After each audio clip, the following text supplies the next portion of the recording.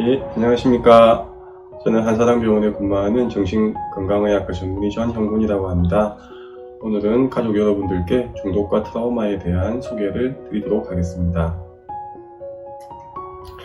오늘 제가 드릴 말씀은 중독이란, 트라우마란 무엇인가, 그리고 PTSD라는 외상후 스트레스 장애라는 질환에 대해서 중독과 트라우마의 관계에 대해서 소개해 드리겠습니다. 우선 중독이란 바로 질환이라는 점입니다. 에는 아주 많은 질환들이 있죠. 코로나 바이러스란 질환을 비롯해서요, 감기와 당뇨병, 고혈압 등등등 이름을 다 댈 수는 없는데요. 바로 중독 또한 이러한 하나의 질병이다라는 것이고요. 그래서 여러분들이 생각하기에 중독이란 것을 뭔가 잘못된 사람, 잘못된 상태, 혹은 어떤 나쁜 도덕적인 행동, 이렇게 바라보는 관점이 있는데 그것이 아니고 단지 질환일 뿐이다 라는 것을 꼭 강조드리고 싶고요. 특히 질환 중에서도 우리 뇌에 영향을 주는 뇌질환이라는 점이죠. 중독의 특징은 감기와 같은 일시적인 질환이 아니라 당뇨와 고혈압과 같은 만성적인 질환이라는 점이고요.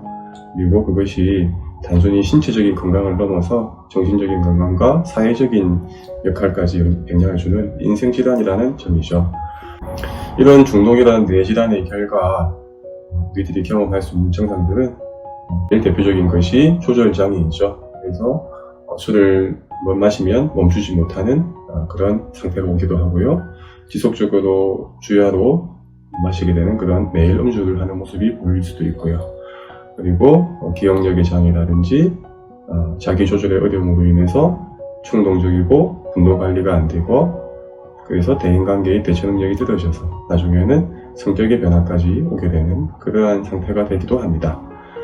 또한 우울증과 불안증, 불면증과 같은 다양한 정신과적 질환이 동반될 수도 있습니다.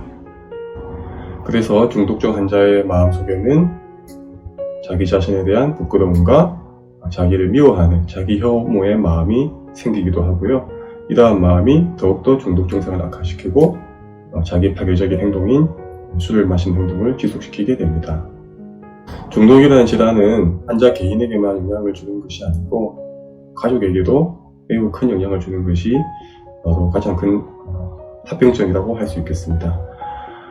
바로 술을 마신 상태에서의 폭언과 폭력으로 인한 가족들이 겪는 고통은 말로 표현하기 힘들 것이고요.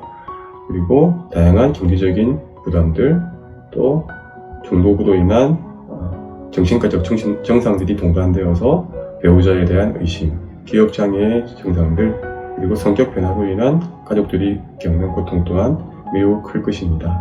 그래서 가족들은 환자에 대한 책임감도 가지지만 또한 분노의 약화 감정 속에 이러지도 저러지도 못하는 괴로운 상태에 빠지게 됩니다. 자, 이제 트라우마에 대해서 살펴보겠습니다. 바로 고통스러운 경험, 사고, 반복적 스트레스가 아주 지대하게 우리에게 영향을 주는 상태라고 말할 수 있겠죠. 전쟁과 같은 것, 교통사고, 또 여러 폭행 사건들, 산업 현장에서의 사고들, 테러와 강간, 자연재해와 질병들이 바로 트라우마가 될 수 있습니다. 트라우마는 매우 다양한 모습으로 나타날 수 있습니다. 아동기부터 성인기를 지나 노년기까지 전 인생 영역에서 발생할 수 있고요. 그래서 이런 트라우마가 질병으로 진단되는 상태가 되는 것이 외상후 스트레스 장애라고 합니다. 외상후 스트레스 장애는 이와 같은 극심한 트라우마가 반복되어서 경험하게 되는 여러 가지 증상들을 보이는 모습입니다. 대표적인 증상으로 어떤 특정한 트라우마의 경험들이 계속 반복되어서 우리 마음에 침입하거나 영상으로 떠오르거나 꿈속으로 나타나게 되는 재경험을 하게 되는 그런 증상이 있을 수 있고요. 또 그런 트라우마가 주었던 관련 기억이나 사건이나 장소를 계속 회피하는 그런 모습이 될 수도 있습니다. 지나치게 과민하게 되는 과각성 상태가 되거나 또 지나치게 지각성이 되어서 하기에는 내가 누군지 모르고 내가 어디 있는지 모르게 되는 그와 같은 마비감을 느끼기도 합니다. 대표적인 트라우마와 관련된 연구가 1990년대 후반에 미국에서 진행되었습니다. 아동기의 부정적 경험 연구를 하는 에이스 스터디라고 합니다.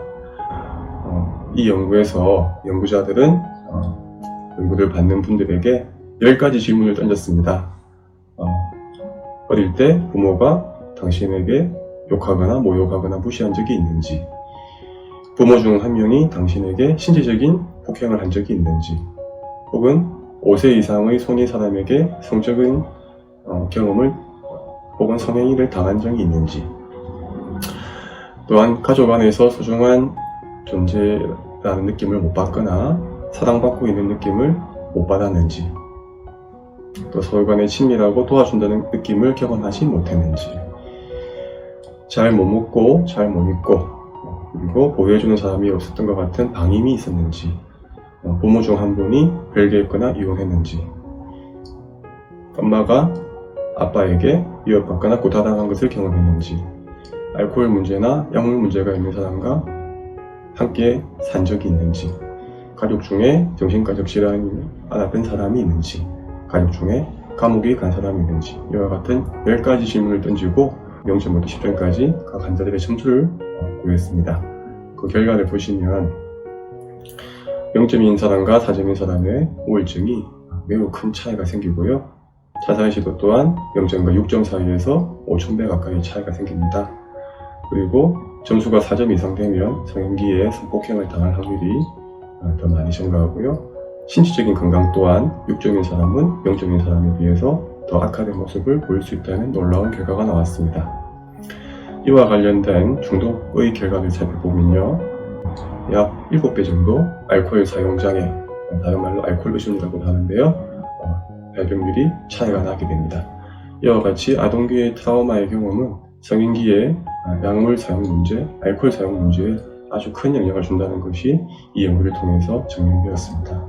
결국 모든 중독의 뿌리는 괴로움, 고통이라고 할 수 있습니다. 바로 중독이라는 것은 그 자체가 고통에 대한 인간의 한 가지 대처 방식이었던 것이죠.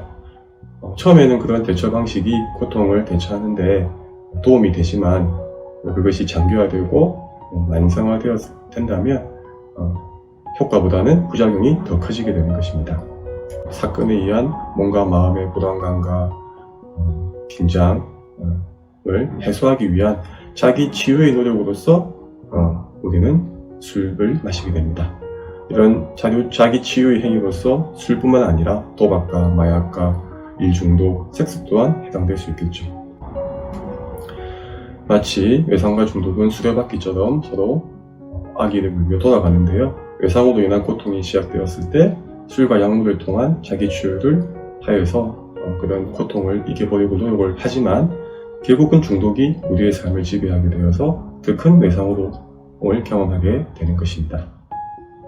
정리하자면 고통, 즉 트라우마로 인해 중독이 발생하고 중독으로 인해 고통과 트라우마가 더욱더 악화되는 것이죠.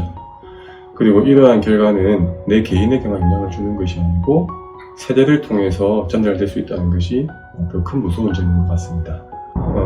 중독의 치유는 트라우마의 치유라고도 할 수 있겠습니다. 그래서 결국 회복이라는 것은 과거의 트라우마, 상처를 잘 돌아보고 인식한 다음 치유하는 과정을 겪는 것이 중독의 회복이 되겠습니다.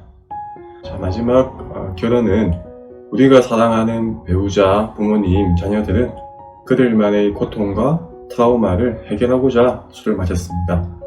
그리고 이제는 그러한 술로 인해 더 큰 괴로움을 겪고 있고 그러한 고통을 우리에게도 부과하고 있습니다. 환자도 괴롭고 그로 인해 우리 보호자들도 고통스럽습니다. 환자의 고통에 대해서 치료라는 해법으로 도와줘야 합니다. 우리 자신의 고통에 대해서는 도움을 요청하고 나누어야 합니다. 우리가 늘 하는 말이 있죠. 고통은 나누면 반이 되고 기쁨은 나누면 2배가 됩니다.